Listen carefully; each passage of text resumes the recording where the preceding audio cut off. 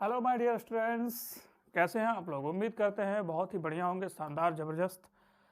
और बच्चों, आज सबसे बड़ी इम्पॉर्टेंट बात यह है कि हम आपके लिए एक बहुत ही अच्छा खासा क्वेश्चंस की सीरीज़ ला रहे हैं जो कि प्रीवियस ईयर क्वेश्चन पेपर पर आधारित है, नीट के। और जैसा कि आप देख सकते हैं, एक क्वेश्चन आपके सामने है, हमने ये लिख रखा है। और मैं इस बार कोशिश करूँगा कि आप लोगों को क्वेश्चन पे अप्रोच, देखो यार, तैयारी तो सब करते हैं, है ना। नीट की तैयारी बहुत से लोग करते हैं। सबसे बड़ी दिक्कत क्या होती है, जब उस 3 घंटे में आपको पेपर सॉल्व करने होते हैं तो तैयारी तो बड़ी अच्छी खासी अगर जिनकी रहती है, गलतियां कहाँ हो जाती है क्वेश्चन पे अप्रोच। क्योंकि यार होता क्या है ना कि हम लोग कई चीज़ सोचते रहते हैं, एक बार सिलेक्शन होगा नहीं होगा, क्या नहीं होगा, प्रेशर बहुत ज़्यादा रहता है ना। तो प्रेशर इतना ज़्यादा रहता है कि हम लोग क्वेश्चन को देखते ही बहुत ही या तो खुश हो जाएंगे और या तो बड़े दुखी हो जाएंगे। जिनको ये क्वेश्चन आ रहा होगा, मैं उनसे भी एक गुजारिश करूंगा कि आप एक काम करिएगा कि इस क्वेश्चन को अप्रोच देखिएगा कि हम आपको किस तरह सॉल्व करके दिखाते हैं, है ना। तो इस क्वेश्चन पे अप्रोच करने के लिए आपको इसके प्रीवियस नॉलेज के बारे में थोड़ी बहुत जानकारी तो होनी चाहिए।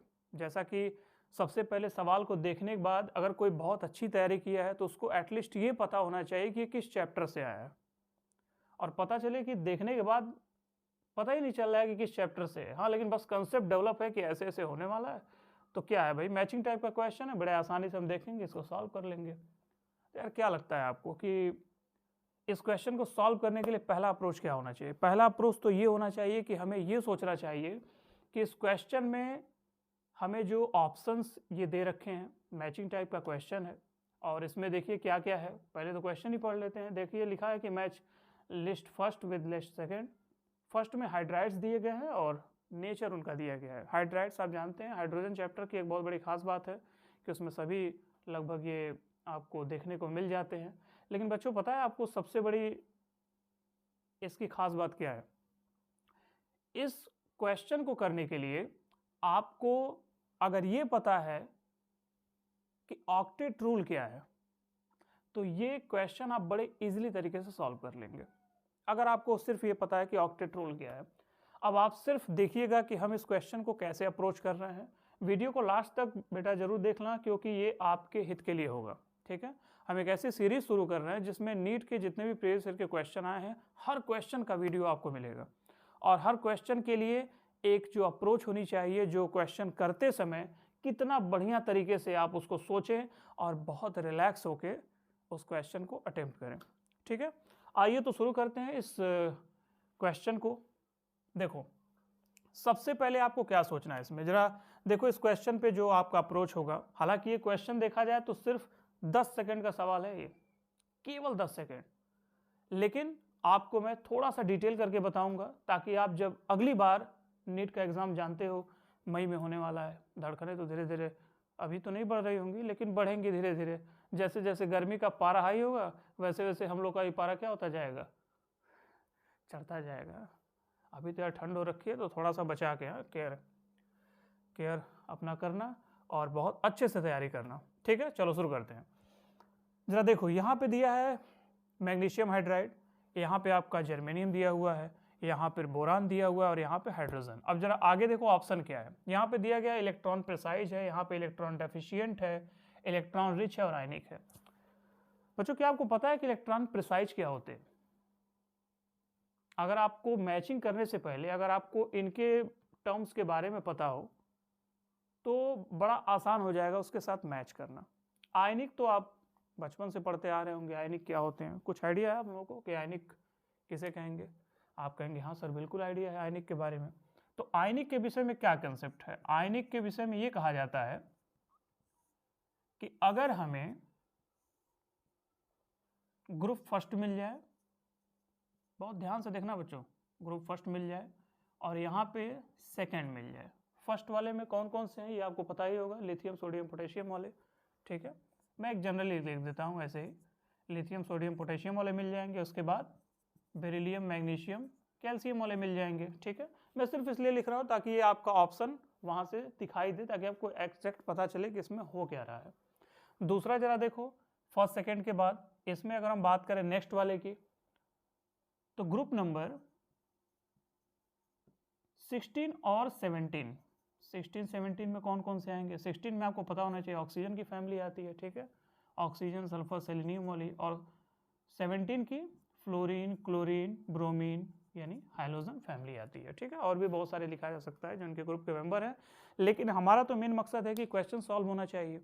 अब आपको बच्चों सबसे इंपॉर्टेंट बात पता है क्या है? आपको ये पता होना चाहिए कि आयनिक जो बॉन्ड बनते हैं वो इन्हीं दोनों का कॉम्बिनेशन होते हैं, ठीक है, ज़्यादातर देखा जाता है।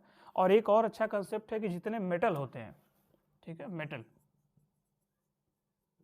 वो आयनिक बॉन्ड बनाएंगे, ठीक है, मेटल आयनिक बॉन्ड बनाएंगे। तो इसमें जितने भी ऑप्शन दिए हैं उसमें मेटल कहाँ दिखाई दे रहा है? मैग्नीशियम, पहला ही ऑप्शन मेटल है।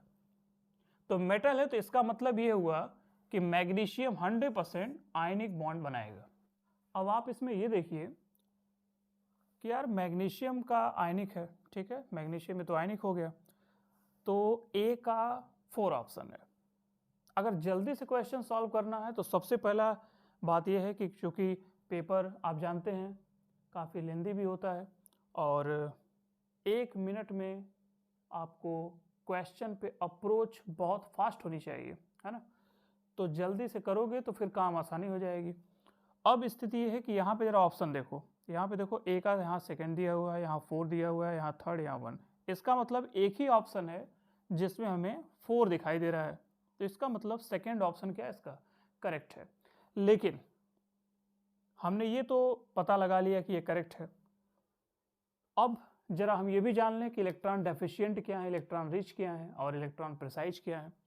तो देखो मैं यहीं पे बता देता हूँ कि इलेक्ट्रॉन प्रिसाइज क्या होते हैं। ज़्यादातर इलेक्ट्रॉन प्रिसाइज यानी ऑक्टेट रूल को जो कम्प्लीटली फॉलो कर ले, है ना, ऑक्टेट रूल, जिसमें ग्रुप नंबर 14 का बहुत अच्छा खासा योगदान है। ग्रुप नंबर 14 यानी कार्बन फैमिली जो होती है उससे रिलेटेड जो आपके फैमिली मेंबर हैं, तो कौन कौन से हैं कार्बन से? कार्बन है, सिलिकॉन है, जर्मेनियम है, टिन है और लेड है। तो ये आपके ग्रुप हैं। इसमें देखो आपका Ge दिखाई दे रहा है, यानी जर्मेनियम यहाँ पे आपको मिल गया। इसका मतलब ये इलेक्ट्रॉन प्रिसाइज होगा, ऑक्टेट रूल को कम्प्लीटली फॉलो करेगा। इलेक्ट्रॉन डेफिशिएंट कौन होते हैं? ये बड़ी खास बात है। इलेक्ट्रॉन डेफिशिएंट ग्रुप कहा गया है कि जो लिथियम, बेरिलियम और बोरान, ये 3 आपके जो मेंबर हैं ये इलेक्ट्रॉन डेफिशिएंट की क्राइटेरिया में आते हैं। मतलब इनके ग्रुप का जो मेंबर हैं वो इलेक्ट्रॉन डेफिशिएंट नेचर के हो सकते हैं।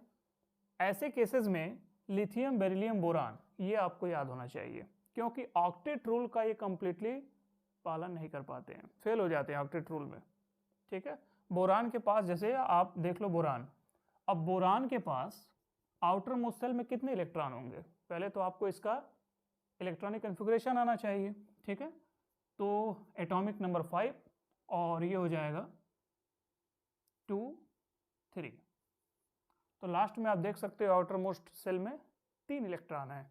इसका मतलब ये है कि ये मैक्सिमम बॉन्ड जो बनाएंगे वो 3 बना सकते हैं, है ना, 3। अब बोरान के साथ जो कनेक्शन होता है, तो हमें सपोज करिए BF3 हमें बनाने को मिल गया, BF3। तो बोरान का जो BF3 का स्ट्रक्चर होता है वो कुछ ऐसे होता है, ठीक है, ट्राइगोनल प्लेनर, ठीक है। अब यहाँ पे देखो 1 2 3 ये आपके बोरान के हैं, थोड़ा सा मैं इसे अलग कलर से इंडिकेट कर देता हूँ, और यहाँ पे है आपके फ्लोरीन वाले, है ना। अब यहाँ देखो बोरान कुछ भी कर ले 6 इलेक्ट्रॉन ही कवर कर पा रहा है, 8 इलेक्ट्रॉन तक इसकी पहुंच नहीं हो पा रही, इसीलिए इलेक्ट्रॉन डेफिशिएंट की क्राइटेरिया में आता है। तो बोरान से रिलेटेड कोई भी मेंबर हो वो इलेक्ट्रॉन डेफिशिएंट होगा। तो देखो यहाँ बोरान दिया है, जर्मेनियम का हमने बता दिया कि इलेक्ट्रॉन प्रिसाइज है, और बोरान का इलेक्ट्रॉन डेफिशिएंट में जाएगा। और इलेक्ट्रॉन रिच क्या होते हैं इसके बारे में भी जान लो। इलेक्ट्रॉन रिच ऑक्टेट रूल में जैसे बॉन्ड बनाने के बाद, है ना, इलेक्ट्रॉन अगर आपको बचे हुए आपको दिखाई दे दें, जैसे सपोज करो जो HF यहाँ पे दिया हुआ है, HF में बॉन्ड कितने बनेंगे? 1 बनेगा। तो फ्लोरीन के पास, हाइड्रोजन के पास, ये तो बेचारा है, बेचारा नन्हा सा छोटा सा है, 1 इलेक्ट्रॉन बेचारा रखता है, तो H के पास 1 इलेक्ट्रॉन है। फ्लोरीन के पास कितने इलेक्ट्रॉन है? टोटल होते हैं 7, लेकिन एक तो यहाँ भी यूटिलाइज हो गया, और 1 2 3 4 5 एंड 6। अब ये देखो यहाँ पे 1 2 एंड 3, तो ये इलेक्ट्रॉन रिच है। अगर ये चाहें तो किसी को डोनेट कर सकते हैं। इलेक्ट्रॉन रिच होने का, भाई धनी होने का मतलब क्या है, आप किसी को दान दे सकें, हालांकि आजकल कोई दान देता नहीं है ना, हाँ सबको बस बचाने की जल्दी है, कितना मिल जाए कितना मिल जाए, लेकिन हमें इलेक्ट्रॉनों को बचा के रखना है। भाई किसी को, गरीब को ज़रूरत हो जाए तो उसको दान दे दिया जाए, जो अगला कंपाउंड जो गरीब वाला होगा वो आपको क्या देगा, दुआ देगा। ठीक है, तो ये है क्वेश्चन अप्रोच का तरीका। तो इस तरह से आप इस क्वेश्चन पे जो अप्रोच था हमने आपको बता दिया कि आपको सबसे पहले क्या करना है, आपको क्वेश्चन को बहुत ही इत्मीनान से पढ़ना है। पढ़ने के बाद अगर आपको पहला ही ऑप्शन समझ में आ गया कि ये आयनिक है, तो आपको ए पे 4 ऑप्शन दिख रहा है, बाकी देखने की जरूरत नहीं है। नीट में अगर स्कोर अच्छा करना है तो, क्योंकि बाकी जो समय बचेगा यार वो न्यूमेरिकल्स में लगाओ, है ना, आपके पास फिजिक्स है, आपके पास केमिस्ट्री के भी न्यूमेरिकल्स हैं, ठीक है, तो उसमें टाइम लगेंगे, तो ये समय वहाँ के लिए बचा के रखो। अब ऐसा नहीं कि इसी में लगेगा, हो रहा है पता नहीं क्या क्या दिमाग में उसमें बैठाने लगे।